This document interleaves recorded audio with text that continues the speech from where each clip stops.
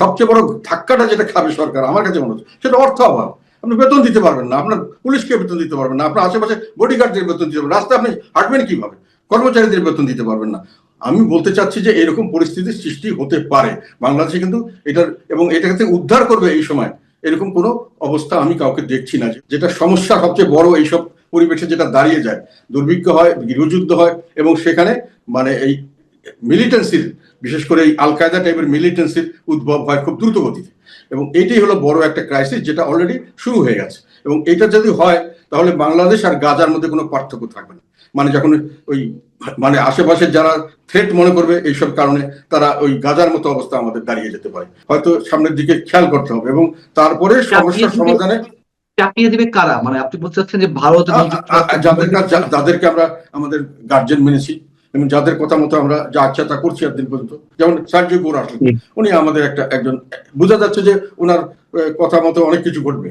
আবার ওদিকে যেমন চাইনিজ ওনার তো বলেই ফেললো যে যেহেতু ওনারা বড় ধরনের ইনভেস্টার এই দেশে, ওনারা ইনভেস্ট করবেন না এখন, বুঝা গেল। তো ওই মেসেজটাই এখন ওনারা দিচ্ছেন ওই জন্যই যে দেশ এখন একটা মহা দুর্যোগের মধ্যে আছে এবং সামনে আরো বড় দুর্যোগ অপেক্ষা করছে, যে কোনো প্রক্রিয়া হোক যেভাবেই বলেন না কেন। এবং উনি সেখানে আসবেন এবং আসার পরে একটা বড় ধরনের কি বলবো এটাকে রিপুল হবে, সারা দেশে একটা ঢেউ উঠবে, এটাও আমি জানি। আমন্ত্রণ মানচিত্রের নিয়মিত আয়োজন কথোপকথনে আজকে আমাদের সঙ্গে আলোচনায় যুক্ত রয়েছেন জাতীয় পার্টির চেয়ারম্যান, সাবেক মন্ত্রী এবং সাবেক বিরোধী দলীয় নেতা সংসদের জিএম কাদের। জনাব জিএম কাদের, আপনাকে স্বাগত জানাচ্ছি আমাদের অনুষ্ঠানে। আমি শুরুতেই যে প্রশ্নটি করতে চাই সেটা হচ্ছে যে বিএনপি সরকার 18 ফেব্রুয়ারি ওথ নিল, 6 মাস হতে যাচ্ছে। এই পর্যায়ে এসে আপনার রাজনৈতিক অভিজ্ঞতা থেকে বিএনপি কে কত মার্কস দিবেন, অথবা কোথায় কোথায় আপনি অসঙ্গতি দেখছেন, কিভাবে মূল্যায়ন করবেন? আমার কাছে মনে হচ্ছে বিএনপি কে পাস মার্ক দেওয়া যাচ্ছে না। সত্যি কথা বলতে আমি দুঃখিত। আমরা খুব আশাবাদী ছিলাম যে এবার বিএনপি আসলে ওই অন্তর্বর্তীকালীন সরকার চেয়ে একটা ভালো কিছু আমরা দেখব, কিন্তু যা দেখছি এখন পর্যন্ত মোটামুটি অন্তর্বর্তীকালীন সরকারের একটা এক্সটেনশন বা একই নীতিধারা, একই ধরনের রাজনৈতিক কর্মকাণ্ড, একই লাইনের দেশ এখনো চলছে, যেটাকে তখনও আমরা খুব বিপজ্জনক মনে করেছিলাম, এখনো বিপজ্জনক মনে করছি। এবং এ পর্যন্ত সবচেয়ে যেটা বড় কথা, যেটা মানুষের সবসময় প্রথম প্রায়োরিটি থাকে, মানে জানমাল ইজ্জতের নিরাপত্তা, এটা অন্তর্বর্তীকালীন সরকারের সময় যা ছিল এখন ওর থেকে কোনো রকম তেমন উন্নতি হচ্ছে না, বরং দিন দিন অনেক ক্ষেত্রেই অবনতি হচ্ছে। বিভিন্ন সংস্থা, টিআইবি কয়েকদিন একটা রিপোর্ট দিল, প্রথম 100 দিনে 600 সামথিং 29 জন বোধ হয় হত্যাকাণ্ড, আর কতজন, এগুলো সব মানে বিরাট সব নেগেটিভ নিউজ আর কি। এবং বিভিন্ন জায়গায় শিশু ধর্ষণ, বলৎকারে, মানে মানুষকে বিভিন্ন জায়গায় খুন, যখন একেবারে অরাজকতার একেবারে চরম, এবং কোন রকম কোনো নিরাপত্তা কারণে এরকমই একটা পরিস্থিতি আমরা লক্ষ্য করছি। এবং সেটা আগের থেকে কোনো অংশেই ভালোর দিকে যাচ্ছে এরকম মনে হয়নি। পরের দিকে যেটা সেকেন্ড মানুষের কনস্ট্যান্ট থাকে সেটা হলো খেয়ে পরে বেঁচে থাকার, সেখানেও বিরাটভাবে একটা ধাক্কা খাচ্ছে মানুষ। জিনিসপত্রের দাম প্রতিদিনই বাড়ছে, আর চাকরির সুযোগ সুবিধা, ব্যবসায়ের সুযোগ সুবিধা প্রতিদিন কমে যাচ্ছে। আমাদের মির্জা ফখরুল ইসলাম সাহেব তো কয়েকদিন আগে বললেন যে প্রায় ওনাদের হিসাবে, সরকারি হিসাবে 4 কোটির মতো শিক্ষিত বেকার যুবক এখন আছে। তারপরে মিল ফ্যাক্টরি বন্ধ হওয়ার খবর তো আর এটা দিয়ে শেষ করা যাচ্ছে না, প্রতিদিনই শোনা যাচ্ছে নতুন নতুন মিল কারখানা বন্ধ হয়ে যাচ্ছে গ্যাসের অভাবে, বিদ্যুতের অভাবে, নানান ধরনের সমস্যার কারণে, এবং আলটিমেটলি ব্যবসা বাণিজ্য মন্দা হয়েছে। সেটা হলো যে এই গত 10ই আগস্টে একটা ইউনাইটেড নেশনস সিকিউরিটি কাউন্সিলের একটা কমিটি আছে, অ্যানালিটিক্যাল সাপোর্ট অ্যান্ড কি বলে ওটাকে, স্যাংশন মনিটরিং। এই স্যাংশন মনিটরিং করার জন্য যে বিভিন্ন জায়গায় যে আল কায়দা বা জঙ্গি সংগঠনদের যে স্যাংশন দেওয়া, তার মনিটরিং করে অ্যানালিটিক্যাল সাপোর্ট দেওয়ার জন্য সিকিউরিটি কাউন্সিলে তারা যে অ্যাডভাইস করে, সেখানে 10ই আগস্টে তারা অ্যাডভাইসের মধ্যে একটা বড় জিনিস উঠে এসছে, সেখানে বাংলাদেশের নাম উঠে এসছে। তারা বাংলাদেশের দক্ষিণ এশিয়ার বিভিন্ন জায়গায় এটা বৃদ্ধি পাচ্ছে, বিশেষ করে ওই যেটাকে ইসলামিক স্টেট বা আল কায়দা বলে এদের নেটওয়ার্ক, এবং বাংলাদেশে সুনির্দিষ্টভাবে তারা বলছে যে এটা নেটওয়ার্ক গড়ে তোলার পরিকল্পনা চলছে এবং সেটা চলছে, কাজ এগিয়ে যাচ্ছে, এবং এটাতে তারা উদ্বেগ প্রকাশ করেছে। ফলে সামনের দিকে আমাদের যেটা একটা ইন্টারন্যাশনাল কমিউনিটির কাছে যে আমাদের একটা মানে ইমেজ, এটা ব্যাপকভাবে ইমেজ সংকট হয়েছে। যেটা আমি একটু আগে বললাম যে উগান্ডার চেয়েও আমাদের পাসপোর্ট এখন মানুষের মানে বেশি খারাপের দিকে, মানের দিকে খারাপের দিকে গেছে। বিভিন্ন দেশের লোকরা এখন আমাদেরকে দেখলেই মানে একটা আটকে ওঠার মতো অবস্থা, এবং সেই যে একটা ইমেজ সংকট, তার মধ্যে দেশের মানুষ খেতে পারছে না, চলতে পারছে না, মানুষের জীবনমানের কোনো নিরাপত্তা নেই। কাজে এইসবের থেকে পরিত্রাণের কোনো সম্ভাবনা হঠাৎ করে যে দেখে মনে করলাম না ঠিক আছে এখন আছে 2 মাস পরে ভালো হবে, এরকম কোনো দেখা যাচ্ছে না। আমি একটা জিনিস এখানে বলি, সেটা হলো বাজেটের সময়, বাজেট অ্যানালাইসিস করার সময় একটা জিনিস আমি বলেছিলাম যে আমরা যেহেতু অর্থনৈতিক মন্দা চলছে আমাদের সারা বিশ্বে, এখন অর্থনৈতিক মন্দা, আমাদের দেশে অর্থনৈতিক মন্দা চলছে, সেখানে যে টার্গেট দেওয়া হচ্ছে, যেভাবে বাজেট করা হয়েছে, সেই বাজেটে যে মানে যেটা আর্নিং দেখানো হয়েছে, আমি বলছি এই আর্নিং তারা করতে পারবে না। 2 লক্ষ প্রায় 29 থেকে 30 হাজার কোটি টাকা মানে যে আর্ন করবে, তার চেয়ে পরিচালন ব্যয় যে সরকার চালাতে যে হয় তার চেয়ে কম আর্নিং হবে সার্বিকভাবে, এবং সেটাকে ঋণ করে মোকাবেলা করতে হবে। কাজে সরকার কিন্তু সামনে, কালকে আমাদের এক মন্ত্রী, আমাদের ইকবাল হোসেন টুকু, উনি বলেছেন এক জায়গায়, হয়তো কথায় বলেছেন, কিন্তু কথাটা খুব গুরুত্বপূর্ণ কথা, যে সামনের দিকে আমরা সরকারি কর্মকর্তা কর্মচারীদের বেতন দিতে পারবো কিনা সেটা নিয়ে সংশয় দেখা দিয়েছে, এবং এটা আমি বাস্তবতাই মনে করছি। আমরা বেতন কিন্তু এখনো ওনারা দিতে পারছেন না, ঋণ দিয়ে দিচ্ছেন, এবং সামনে পুরো বছর ঋণ দিয়েই তাদেরকে চালাতে হবে, এবং এই ঋণের কোনো মানে ঋণ করার কোনো জায়গা নেই। বাংলাদেশের ব্যাংকও এমন কোনো সাফিসিয়েন্ট নেই, বিদেশিরা কেউ ঋণ দিচ্ছে না, কেউ বাজেট সাপোর্ট কিছু করছেন না। কাজে সরকারকে বড় একটা ধাক্কা দিতে হবে। আমার প্রশ্ন হচ্ছে যে অর্থমন্ত্রী নিজেই বলেছেন যে অর্থনৈতিক যে নেতিবাচক অবস্থা দেশের, সেটি কাটিয়ে উঠতে 2 বছর সময় লাগবে। কেন 2 বছর সময় লাগবে? অথবা এই অবস্থায় দেশে বিনিয়োগ নেই, কর্মসংস্থান নেই, একের পর এক শিল্প কলকারখানা শাটডাউন হচ্ছে, বিদ্যুতের অবস্থা তো আমরা সবাই জানি, সেটির একটি প্রভাব পড়ছে। আহ একসাথে এত কিছু একবারে শাটডাউন হয়ে যাওয়ার কারণ কি, আপনার কি মনে হয়? এবং সরকার থেকে বলা হচ্ছে যে এর পেছনে দায়ী আওয়ামী লীগ সরকার, আওয়ামী লীগের দুর্নীতি, অবাধ লুটপাট, এগুলোকে দায়ী করা হচ্ছে, টাকা পাচার ইত্যাদি ইত্যাদি। হয়েছে কি, হ্যাঁ, আওয়ামী লীগ কিছুটা দায়িত্ব বটেই, তবে আওয়ামী লীগ যেটা যে ধারায় চলছিল, তারা বিপদগুলো সামনে নিয়ে চলছিল, এবং এটা নিয়ে চ্যালেঞ্জ হিসেবে নিয়ে এটা একটা সমাধান করারও চেষ্টা করছিল। যেমন এখন যেটা যেটা বিভিন্ন সময় থেকে গেছে আর কি, যেমন উনি যেটা 2 বছর বলছে সেটা কথা বলি, উনি এটা কোনো কারণ দেখাননি, উনি একটা নিজের থেকে মনের ইচ্ছায় বলেছেন যে আগামী 2 বছরে হয়তো হতে পারে, কিন্তু উনি সুনির্দিষ্ট কোনো রূপরেখা দেননি যে 2 বছর পরে আমরা এইভাবে আমরা ইকোনমিক রিকভারিটা করবো। এখনো আমাদের অবস্থা খুবই খারাপ। আওয়ামী লীগ যেখানে সেরে গেছে, তার চেয়ে 2 বছর চলে গেছে। এই সময় অন্তর্বর্তীকালীন সরকার একেবারে, যেটা আওয়ামী লীগ যেগুলো খারাপগুলোকে কাটানোর জন্য যে কতগুলো স্টেপ নিয়েছিল, এগুলোকে ওনারা স্টপ করে দিয়েছেন, এবং ওটার ফলে 2 বছর পিছিয়ে যাওয়াতে এখন এগুলোকে আবার তাল সামলিয়ে ফিরে আসে একেবারে একটা অসম্ভবের মতো অবস্থা। আমি এটা জেনে শুনে বলছি। আমি বলতে চাচ্ছি আমার যেটা ব্যক্তিগত অভিজ্ঞতা থেকে, যে গ্যাস সংকটের সামনের দিকে কমবে না, আরো বাড়বে। আর ইলেকট্রিসিটির ব্যাপারে ডাইভার্সিফাইড করেছিল, সেখানে কিন্তু ওই যে যেমন নিউক্লিয়ার পাওয়ার প্ল্যান্ট থেকে ইলেকট্রিসিটি ওগুলো দিতে আসতো, এবং বিভিন্ন জায়গা থেকে বিদেশ থেকে আনার জন্য ব্যবস্থা করেছিল, ওগুলোর থেকে কিন্তু এখন আমরা যদি করতে পারি তাহলে এগুলো চালু থাকবে, কিন্তু ওটাও এখন কোনো এই 2 বছর কোনো কাজ হয়নি, সবকিছু প্রায় স্ট্যান্ড স্টিল। কাজে energy crisis is not going to be stop very soon. আর এনার্জি ছাড়া বাংলাদেশের কোনো কিছু ইনভেস্টমেন্ট হবে না, কোনো অগ্রগতি হবে না। We are in a big mess. আর তারপরে বললাম যে টাকা পয়সা যা আছে এগুলো দিয়ে মানুষের ট্যাক্স দিচ্ছে, এই ট্যাক্সও সামনে মানুষের দিতে পারবে না, যেহেতু কোনো অর্থনৈতিক কর্মকাণ্ড নেই। ট্যাক্স দিবে কোথা থেকে মানুষকে জোর করে আর কিছু মানে ব্যবসা বাণিজ্য না থাকলে কোথা থেকে ট্যাক্স দেবে? আপনি এর মধ্যে অর্থনৈতিক পরিস্থিতির কথা তুললেন দেশের, এবং অবশ্যই আইন শৃঙ্খলা জড়িত যে পরিস্থিতি সেটির কথাও তুললেন। আপনি কি মনে করছেন যে মানে যেভাবে আপনি বলছেন তাতে মনে হচ্ছে দেশ একেবারে স্থবিরতার দিকে যাচ্ছে অথবা স্থবির হয়ে আছে? বিষয়টা কিরকম?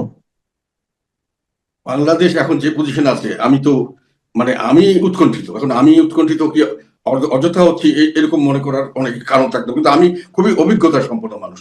আমি এনার্জি সেক্টরে কাজ করেছি, এখানে আমি মন্ত্রী এমপি হওয়ার আগে প্রায় 7-8 10 আমি স্পেশালি ট্রেন ছিলাম, পরে এখানে এসে আমি বাণিজ্য মন্ত্রণালয়ে কাজ করেছি, আমি ইন্টারন্যাশনাল যেমন বিমান পর্যটন মন্ত্রণালয়ে কাজ করছি, আমার কিন্তু ওয়াইড একটা অভিজ্ঞতা আছে। আমি সেজন্য এনার্জি সিকিউরিটি সম্পর্কে আমি ওই 2023-24 সালে আমি ওয়ার্ন করেছিলাম যে এনার্জি সিকিউরিটি, তবে সরকার কিছু কিছু ব্যবস্থা গ্রহণ করা শুরু করেছিল, ওটা সাফিসিয়েন্ট হতো কি না হতো সেগুলো সব স্টপ হয়ে গেছে, সেগুলো এখন কিছু নেই। কাজে সামনের দিকে ধপ করে এনার্জি আরো কমে যাবে, এবং বিদ্যুৎ না থাকলে আর গ্যাস না থাকলে আপনি পৃথিবীর যে কোনো লোককে আনবেন, এখানে কেউ কিছু করতে পারবে না, এখানে কোনো ইনভেস্টমেন্ট হবে না। এত কোটি কোটি মানুষ বেকার, এদের কোনো যাওয়ার জায়গা নেই। আল্লাহ হয়তো আমাদের রক্ষা করবে, সবসময় আল্লাহ আমাদের রক্ষা করে। আমার কাছে মনে হচ্ছে খারাপ, অবস্থা খারাপ। এবং সরকার মানে সবচেয়ে বড় ধাক্কাটা যেটা খাবে সরকার আমার কাছে মনে হচ্ছে সেটা অর্থ অভাব। আপনি বেতন দিতে পারবেন না, আপনার পুলিশকে বেতন দিতে পারবেন না, আপনার আশেপাশে বডিগার্ডদের বেতন দিতে পারবেন, রাস্তায় আপনি হাঁটবেন কিভাবে, কর্মচারীদের বেতন দিতে পারবেন না। আমি বলতে চাচ্ছি যে এরকম পরিস্থিতির সৃষ্টি হতে পারে বাংলাদেশে, কিন্তু এটার এবং এটাকে উদ্ধার করবে এই সময় এরকম কোনো অবস্থা আমি কাউকে দেখছি না। যেহেতু বিদেশিরা সবাই এখন ওই যে ইরান যুদ্ধের কারণে সবাই বিভিন্নভাবে বকডাউন হয়ে গেছে, মানে সবারই ব্যবসা বাণিজ্য কমে গেছে। পয়সা আসে হঠাৎ করে বিরাটভাবে এখানে বাংলাদেশে ইনভেস্ট করবে বা টাকা দিবে তাদেরকে, যেটা সৌদি আরব দীর্ঘদিন পাকিস্তানকে টাকা দিয়েছে, ক্যাশ টাকা দিয়েছে। তো অনেক সময় চায়না অনেককে দেশকে দেয়, কিন্তু চায়না সবসময় পোটেনশিয়াল না দেখে দেয় না। চায়না এখন আর টাকা বাংলাদেশে দিবে এরকম কোনো কমিটমেন্ট করেনি। যেগুলো জায়গা তারা নিয়েছে এগুলো তারা ডেভেলপমেন্ট করার জন্য যে বিদ্যুৎ এবং গ্যাসের দরকার, এটার ব্যবস্থা না হলে তারা ইনভেস্টমেন্ট করতে আসবেও না। তার কাজে বাংলাদেশে ইনভেস্টমেন্টও আসছে না, টাকাও আসছে না। বিদ্যুৎ সেক্টর, গ্যাস সেক্টর এগুলো অত্যন্ত নাজুক পরিস্থিতিতে আছে, ইন্ডাস্ট্রিয়ালাইজেশন খুব খারাপ পরিস্থিতি, এবং বাংলাদেশের সরকারের অর্থের অভাব অত্যন্ত প্রকট বলে আমার ব্যক্তিগতভাবে মনে হচ্ছে। এবং তার মধ্যে আবার এই যেটা সমস্যা সবচেয়ে বড় এইসব পরিবেশে যেটা দাঁড়িয়ে যায়, দুর্ভিক্ষ হয়, গৃহযুদ্ধ হয়, এবং সেখানে মানে এই মিলিটেন্সির, বিশেষ করে এই আল কায়দা টাইপের মিলিটেন্সির উদ্ভব হয় খুব দ্রুত গতিতে। এবং এইটাই হলো বড় একটা ক্রাইসিস যেটা অলরেডি শুরু হয়ে গেছে। এবং এটা যদি হয় তাহলে বাংলাদেশ আর গাজার মধ্যে কোনো পার্থক্য থাকবে না। মানে যখন ওই মানে আশেপাশে যারা থ্রেট মনে করবে এইসব কারণে, তারা ওই গাজার মতো অবস্থা আমাদের দাঁড়িয়ে যেতে পারে। আমি এটা অনেক আগের থেকে বলেছি এবং বলে আসছি এখনো, যে আমি হয়তো বেশি দুশ্চিন্তা করছি, কিন্তু আমার দুশ্চিন্তা করার কতগুলো গ্রাউন্ড আছে, সেই জন্য বলছি। গাজাতে তো আর গৃহযুদ্ধ নয়, গাজাতে তো অন্য একটি পরাশক্তি বা অন্য একটি শক্তির আক্রমণ, আগ্রাসন। কিন্তু আপনি কেন বাংলাদেশকে গাজার মতো পরিস্থিতির দিকে মনে করছেন? এই জন্য বলছি যে গৃহযুদ্ধের কারণে নয়, ওখানে মিলিটেন্সি ডেভেলপ করে। যখন মানুষের অভাব অভিযোগ বেশি হয় প্রিডমিনেন্টলি মুসলিম কান্ট্রিতে, যেটা ভারতের জন্য একটা বড় সমস্যা, অনেকে ভারত সম্পর্কে অনেক ধারণাটা ক্লিয়ার নেই। ওদের সমস্যাটা কিন্তু বাংলাদেশের ব্যবসা বাণিজ্য তাদের কোনো বড় জিনিস নয়।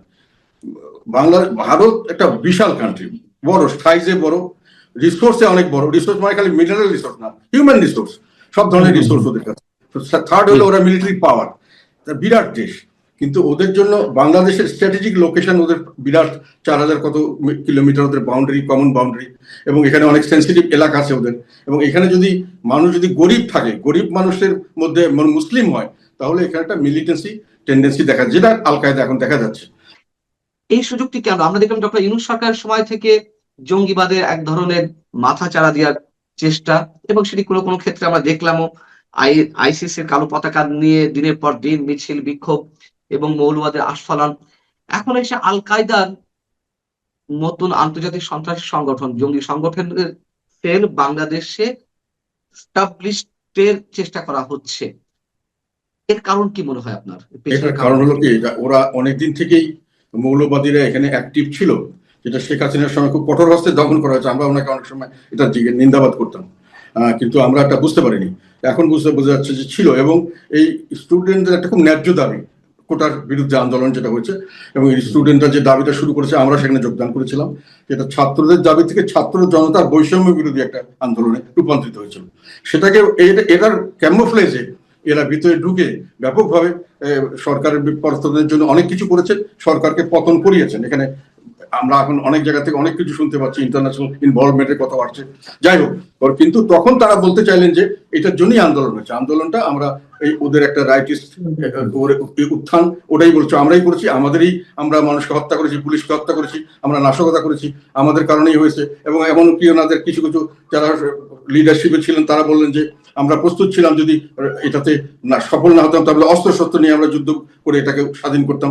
তার মানে তাদের যুদ্ধ প্রস্তুতি ছিল, তাদের অস্ত্রশস্ত্র ছিল, গোলা বারুদ ছিল, তাদের ট্রেনিং ছিল। এগুলো কে করিয়েছে? এগুলো সমস্ত উগ্রবাদী সংগঠনগুলো। এগুলো ছাড়া, এবং জামাত স্বীকার করেছে যে তারা এটার সঙ্গে ব্যাকগ্রাউন্ড এরাই ছিল। বিদেশিরা সমর্থন করলো, তারা এখানে চালু করলো, এবং সেখানে দেশটাকে ভাগ করলো সুন্দরভাবে। একটা হলো রাইটিস্ট যেটাকে বলা যায়, এবং উগ্রবাদী এবং মৌলবাদীরা এবং সাম্প্রদায়িক শক্তি, আর একটা হলো লিবারালস। আরেকটা করলো যে যারা ওই মানে শেখ হাসিনার সরকারের সময় অত্যাচারিত হয়েছে বিভিন্ন কারণে, তারা সবাই দেশপ্রেমিক। এই অত্যাচারিত লোকরা যখন দেশপ্রেমিক হিসাবে সার্টিফিকেট রাষ্ট্রের থেকে সার্টিফিকেট পেয়ে গেল, তখন সমস্ত ধরনের আল কায়দা টাইপের যতগুলো সংগঠন সবগুলোই দেশপ্রেমিক হিসেবে বাংলাদেশে অফিসিয়ালি অ্যাকসেপ্টেড হলো, এবং তারপর থেকে তারা বিভিন্ন তাদের সাজা মাপ তাদেরকে ইয়ে থেকে দেওয়া হলো, তাদেরকে মুক্তি দেওয়া হলো জেল থেকে, তাদেরকে খালাস করে দেওয়া হলো, সমস্ত চার্জ বাতিল করে দেওয়া করে ফ্রি করে দেওয়া হচ্ছে। এবং এরা তখন আবার একটা সুযোগ পেল, এবং এরা এই দেশটাকে, যেহেতু মুসলিম প্রধান দেশ এবং এখানে পভার্টি, মানুষ খুব এই গরিব, সেই পভার্টির সুযোগ নিয়ে এবং ইসলামী ভাবধারাটাকে বিভিন্নভাবে তাদের মাথায় ঢুকিয়ে দিয়ে তারা একটা মিলিটেন্সি করার চেষ্টা করে, যেটা কিন্তু গাজাতেও একই জিনিস হয়েছে। সেই ভারত বিরোধী শক্তি এখন স্ট্রং বেশি, এবং সরকারও একটি শর্ত জুড়ে দিয়েছে, এরকম গুঞ্জন শোনা যাচ্ছে, যদি এটি কোনো ভিত্তি আমরা এখনো পাইনি, যে শেখ হাসিনাকে যতক্ষণ পর্যন্ত প্রত্যর্পণ চুক্তির আওতায় ফেরত না দেওয়া হবে ততক্ষণ পর্যন্ত ভারতের সাথে নতুন কোনো সম্পর্ক নয় বা সম্পর্কের উন্নয়নের জায়গায় নিয়ে যাওয়া নয়। আপনি কি তেমনটি মনে করেন? এটা আমি জানি না সরকারকে কারা কি বুদ্ধি দিচ্ছে। আমার অভিজ্ঞতা থেকে বলছি যে এটা মানে দারুণ ভাবে সরকারকে মিসগাইড করা হচ্ছে। একটা জিনিস আমরা অনেক সময় ভুল করি, মানে কি বলবো এটাকে, আমি নিজেকে ছোট করে বলতে চাই না, কিন্তু ভারত একটা বড় শক্তি, যেটা বললাম বড় দেশ, এদের বড় অনেক রিসোর্সফুল কান্ট্রি, বড় একটা সামরিক শক্তি, এবং এদের কাছে বাংলাদেশের গুরুত্ব, ব্যবসা বাণিজ্যকে যেটা আমরা বলতে চাই বাংলাদেশ, ওদের ওটা গুরুত্ব নাই। ওদের একটাই গুরুত্ব আছে যে এটা একটা ল্যান্ড যেটা স্ট্র্যাটেজিক লোকেশনে অবস্থিত এবং যেখানে হিউজ পরিমাণে মুসলিম মেজরিটি এবং পুয়ার কান্ট্রি, এটাকে আমাদের বিরুদ্ধে যদি কেউ ব্যবহার করতে চায় এটাকে একটা হিসাবে ইউজ করতে পারবে। এখানে যেমন আল কায়দা আসে, এরকম ধরনের সন্ত্রাসী গোষ্ঠী আসে, এরকম ধরনের সাম্প্রদায়িক শক্তি আসে, তারা আমাদের ক্ষতি করার জন্য এটাকে, এই ভূমিটাকে ব্যবহার করতে পারে। এটাকেই তাদের একমাত্র কনসার্ন, এবং তারা সবসময় চায়, আমি দেখেছি তাদের কে কি বলে আমি জানি না, তারা চায় যে এই দেশটা তাড়াতাড়ি একটু সমৃদ্ধশালী হোক, মানে গরিব থেকে উপরে উঠুক, তাহলে আমাদের এই সংখ্যাটা থাকে না। এখন প্রশ্ন হলো যে না, এখন যদি ভারতের ওগুলো সাধারণ প্রিপারেশন নিচ্ছে, আমরা অনেক সময় ভুল করি, ওরা কিন্তু সাধারণভাবে এটাকে একটা শান্তিপূর্ণভাবে একটা প্রসপারাস দেশ হোক, এখানে কোনো সেরকম কোনো সমস্যা না থাকুক, আস্তে আস্তে সব শিক্ষিত হয়ে উঠুক, মানুষের সম্পদশালী হোক, তাহলে এই মিলিটেন্সি এখানে সহজে আসবে না এবং ওরা সেফ থাকবে, এটা তারা মনে করে। এই জন্য তারা সহযোগিতাও করতে চায়। কিন্তু যদি কোনো কারণে তারা মনে করে যে এটা হচ্ছে না, তাহলে কিন্তু ওরা যেন সরকারের সাথে কথাবার্তা বলছে যে এটাকে যে কোনো ভাবে এটাকে থামিয়ে একটা নর্মাল পরিস্থিতিতে আনা যায় কিনা, তারা সহযোগিতা করে হাত বাড়িয়ে দিচ্ছে। আর সরকার যদি এটাকে মানে অন্য কিছু মনে করে এটার বিরুদ্ধে আচরণ করে, আমি পরিষ্কার কথা বলতে চাই, আমি একটা সময় দেখেছিলাম ওই যে প্রণব মুখার্জি একবার প্রেসিডেন্ট ছিলেন, আসছিলেন উনি, বেগম খালেদা জিয়া ওনাকে একটা গন্ডগোলের সম্বন্ধে 2014 আগে বা কোন সময় ওনাকে ডেকেছিলেন যে আমার সঙ্গে আসেন, কথা বলেন কি করা যায়। ওরা চাচ্ছিল একটা মীমাংসা করে দেওয়া, করা যায় কিনা, উনি রিফিউজ করেছিলেন, বলছেন না আমার এখন হরতালের কারণে যাচ্ছি না। আমি পরবর্তীকালে ভারতের অনেক রাজনীতিবিদ অনেকের সঙ্গে কথা বলেছি, এরা এটাকে বিরাট ভাবে একটা অপমান মনে করছে। আমি তো কমার্স মিনিস্ট্রি ছিলাম, আমাদের সাথে ব্যবসা না করলে তাদের খুব একটা লস নাই, আমরা তাদের সাথে ব্যবসা না করলে বিশাল ভাবে লুজার হবো। এটা বললে আমি ভারতের দালাল তা না, আমি প্র্যাকটিক্যাল থেকে বলছি। তো যাই হোক, ওটা না, কিন্তু সেকেন্ড অপশনও তাদের কাছে থাকে, মানে যদি এটা না হয় then they will take other options, but তারা এই অপমানটাকে খুব সহজভাবে গ্রহণ করবে না, এটা আমার অভিজ্ঞতা থেকে বলছি। এবং এটা যদি ওনারা কোনো কারণে এটা এই ধরনের মত নিয়ে থাকেন যে আমরা চোখে চোখ রেখে কথা বলবো ইত্যাদি, আমি মনে করি জিনিসটা পরবর্তীকালে বর্তমান সরকারের জন্য এবং দেশের জন্য ক্ষতিকারক হতে পারে। যেমন জিএম কাদের একটি বিষয় বেশ গুঞ্জন আকারে শোনা যাচ্ছিল, যখন ভারত নিযুক্ত মার্কিন রাষ্ট্রদূত এবং দক্ষিণ এবং মধ্য এশিয়া বিষয়ক মার্কিন বিশেষ দূত সার্জিও গোর কদিন আগে বাংলাদেশ সফরে এলেন। তিনি ওই সময় আপনার সঙ্গে বৈঠক করেছেন এবং আওয়ামী লীগের কারো কারোর সঙ্গে বৈঠক করেছেন। এই বিষয়টি আসলে কি? না, উনি এসেছিলেন, ওনার আমরা যতটুকু আমরা দেখলাম উনি একেবারে একটা কোনো কিছু বোঝার জন্য আসেননি, বুঝে শুনে এসছেন এবং কিছু মেসেজ দিয়ে গেছেন বিভিন্ন জায়গায়, এটা আমরা যেটা বুঝতে পেরেছি। আমার সঙ্গে কথা বলার কথা হয়েছিল, অনেক সময় অনেক লেভেল থেকে বলা হয়েছিল, পরবর্তী থেকে এটা হয়নি। আওয়ামী লীগের সঙ্গেও কতটুকু হয়েছে আমি জানি না, এটা হয়তো কোনো কারণে ওটার প্রয়োজন মনে করেনি আমাদেরটা, কেননা ওনারা আমাদের সম্পর্কে ওয়াকিবহাল ছিলেন, সব বুঝে এসছেন। ওনারা যে জিনিসটি করতে চাচ্ছেন বলে আমরা বিভিন্নভাবে হিন্টস পাচ্ছি, যেটা অনেকদিন আগের থেকে ভারত বলে আসছিল যে একটা ইনক্লুসিভ পলিটিক্স দরকার, এবং নির্বাচনটা তারা ইনক্লুসিভই চেয়েছিল। যাই হোক, সেটা পরের কথা, নির্বাচন যখন হয়ে গেল, তারপরেও ইনক্লুসিভ রাজনীতি মানে সব দলকে সমানভাবে রাজনীতি করার সুযোগ দিতে হবে। না হলে স্টেবিলিটি আসবে না। এটা ছিল ভারতের কথা। পরবর্তীকালে ওই সার্জিও গোর উনি এসে যেটা বললেন এবং ওনার বডি ল্যাঙ্গুয়েজে যেটা বোঝা গেল যে উনি মোটামুটি ভারতের সাথে, ভারত যেটা করতে চাচ্ছে ওনারা তাদের বিরোধিতা করছেন না বা তার সঙ্গে একমত, ওনারা এই ধরনের মনে হলো আর কি। আর তারপরে যেটা সবচেয়ে মজার ব্যাপার হলো যে তার একদিন পরেই বোধ হয় চাইনিজ অ্যাম্বাসেডার একটা সাংঘাতিক কথা বলেছেন, যেটা খুবই আমার কাছে মনে হচ্ছে যে এটা গুরুত্বপূর্ণ আর কি। ওটাও উনি একই কথা বলেছেন যে বাংলাদেশে এই মুহূর্তে প্রয়োজন হলো মানে স্থিতিশীলতা এবং ঐক্যবদ্ধ মানে জাতীয় একটা ঐক্য আর কি। মানে অর্থ হলো একই কথা যে স্থিতিশীলতা দরকার এবং স্থিতিশীলতার জন্য ইনক্লুসিভ রাজনীতি দরকার। এই কথাটা সকলেরই একই মেসেজ আর কি।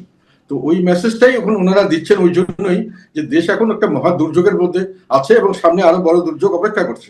এটা জাতীয় ঐক্য ছাড়া এই দুর্যোগ মোকাবেলা সম্ভব না, এবং কেননা জাতীয় ঐক্য ছাড়া কোনো স্থিতিশীলতা সম্ভব না। আপনি অর্ধেক লোককে মেরে কেটে সাফ করে দিয়ে বাকি অর্ধেককে নিয়ে দেশ চালাবেন, এবং এটাও তো এক ধরনের জেনোসাইড। তারা যেভাবে বলছে সব নিশ্চিহ্ন করে দেওয়া হবে, তাদের কোনো রাইটস রাখা হবে না, তাদের কোনো ফিজিক্যালি তাদেরকে রাখা হবে না, এই ধরনের হুমকি তো দেওয়া হচ্ছে এবং কাজ করা হচ্ছে যে সামনের দিকে ইনক্লুসিভ রাজনীতি করতে হবে। এবং এটা যদি বর্তমান সরকার সহজভাবে না করেন, ভালো না করলে হয়তো চাপিয়ে দেওয়া হবে, এবং সেইভাবেই হয়তো সামনের দিকে খেয়াল করতে হবে এবং তারপরে সমস্যার সমাধানে চাপিয়ে দিবে কারা? মানে আপনি বলতে চাচ্ছেন যে ভারত এবং যাদেরকে আমরা আমাদের গার্জেন মেনেছি এবং যাদের কথা মতো আমরা যা আচ্ছা তা করছি এতদিন পর্যন্ত, মানে বড় বড় শক্তি আর কি যারা আমাদের আশেপাশে কাজ করছেন। এটা তো আমি স্পেসিফিক্যালি বলতে গেলে এখন মানে অনেক দিন থেকে তো আমরা দেখছি, যেমন সার্জিও গোর আসলেন, উনি আমাদের একজন বোঝা যাচ্ছে যে ওনার কথা মতো অনেক কিছু ঘটবে।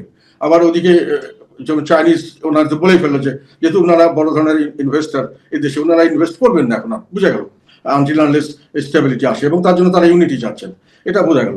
ভারত তো অনেক আগে থেকে বলছেন যে আমরা ইনক্লুসিভ নির্বাচন চাচ্ছি।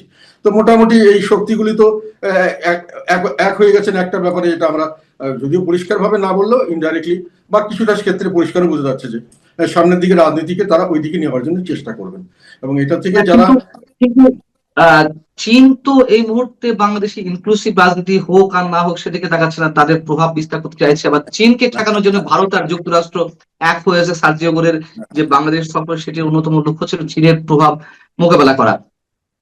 তাহলে ইনক্লুসিভ রাজনীতির ক্ষেত্রে ভারত এবং যুক্তরাষ্ট্র এই মুহূর্তে না হয় তাদের স্বার্থে জায়গা থেকে এক হচ্ছে, চীন কি তাদের জায়গায় একমত পোষণ করবে?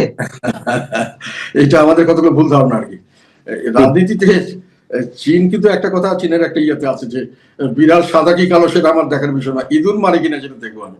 মানে চীনের রাজনীতি হলো আমি ব্যবসা করতে চাই ওই দেশের সঙ্গে, আমি বাণিজ্য করব, তার জন্য পরিবেশ দরকার আমার, এবং সেটা কে করতে পারবে সেটা বড় জিনিস নয়। আর ফ্রেন্ডশিপ ও রাজনীতিতে কোন সময় যে চায়না এবং আমেরিকা এক হবে কারোর বিরুদ্ধে, আবার কোন সময় যে ভারত আর চায়না এক হবে আরেকজনের বিরুদ্ধে, আবার কোন সময় যে ভারত আর আবার ইন্ডিয়া এক হবে আবার চায়নার বিরুদ্ধে, এগুলো খুবই মানে এগুলো কোনো ওয়েল ডিফাইন্ড না।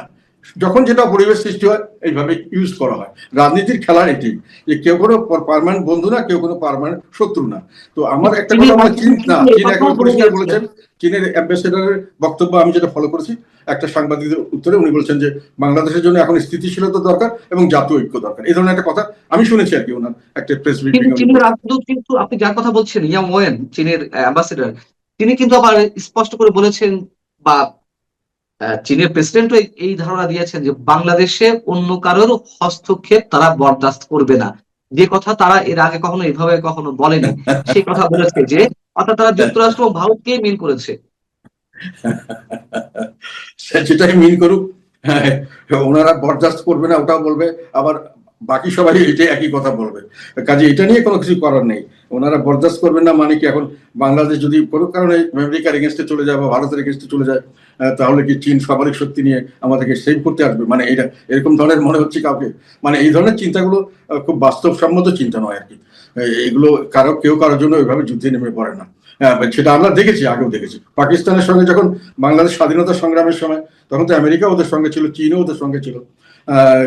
তারপরেও তো ঘটনা ঘটেছে আর কি। কাজেই ওইভাবে সামরিক ভাবে হস্তক্ষেপ সরাসরি করা কোনো দেশের পক্ষে এত সহজ নয়। আর কেনই বা করবে? তারা ব্যবসা করতে চায়, ব্যবসা হলেই হলো। আপনার ব্যক্তিগত একটি অভিমত চাই যে শেখ হাসিনা ফিরে আসার ঘোষণা দিয়েছেন ডিসেম্বরের মধ্যে, আপনি মনে করেন পসিবল, মানে তিনি ফিরে আসবেন? It is not only possible, এটা আমার ব্যক্তিগত অ্যাসেসমেন্ট, ইট ইজ এভিডেন্ট এবং ইট ইজ ওনার জন্য এটা হচ্ছে কোনো সেকেন্ড কোনো অল্টারনেটিভ নেই। উনি, আমি রাজনীতিবিদ হিসাবে বলছি, ওনার রাজনীতি আমি যতটুকু দেখেছি এবং ওনার কোনো কোনো অল্টারনেটিভ নেই। মানে একটা হুলস্থুল একটা অব্যবস্থা চলছে দেশে এখন, এগুলোর থেকে দেশের মানুষ এমনিতেও অ্যাগ্রিভড বিভিন্নভাবে, তারা খুশি না। এখন খুশি না হলে যেটা হয়, সকলের দোষটা গিয়ে পড়ে সরকারের কাছে, সরকার দায়িত্ব নিছে, বড় বড় কথা বলেছে, এখন আমাদের এই অবস্থা কেন? তখন মানুষ হই হই করে মাঠে নেমে পড়ে। এটার জন্য তারা যতই কিছু ভয় দেখায়, একটা পর্যায়ে শেখ হাসিনা তো কম ভয় দেখায়নি, একটা পর্যায়ে মানুষ এগুলো মানে না। মানুষের যান বাঁচানোর জন্য যখন দেওয়ালে পিঠ থেকে যায়, তখন তারা সামনে এগিয়ে যায়, বন্দুকের গুলির কাছেও তারা এগিয়ে যায়। তো এইগুলোর সমস্যা আগে দেখা হয়েছে, আমরা দেখেছি, কিন্তু ইতিহাস থেকে আমরা কোনো শিক্ষা নেই। আমরা শুধু ইতিহাসটাকে ওই পিছনের রিয়ার ভিউ মিররে দেখে সামনের দিকে গাড়ি চালিয়ে গেছি। এটা হলো আমাদের দুর্ভাগ্য। আমি আশা করব বর্তমান সরকারের এখনো সময় আছে, এগুলো জিনিস বিবেচনা করবেন এবং আমরা ওনাদের সহায়তা করবো, সর্বাত্মক সহায়তা করবো।